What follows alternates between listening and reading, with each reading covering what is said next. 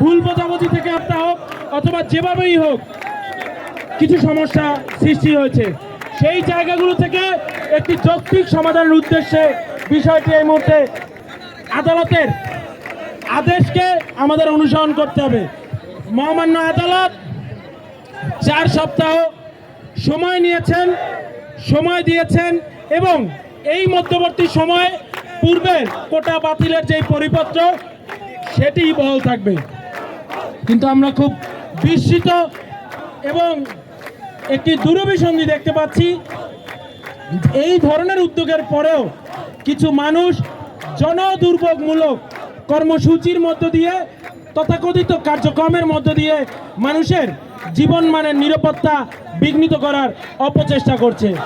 আমরা আমাদের পক্ষ থেকে স্পষ্টভাবে বলতে চাই, স্পষ্টভাবে জানাতে চাই, এই ধরনের জনদুর্ভোগমূলক কর্মসূচি কার্যক্রম পরিহার করে আমরা সবাই সুষ্ঠু সুন্দর যৌক্তিক উপায়ে, সবাই বসেন, পিছনে এগিয়ে বসেন।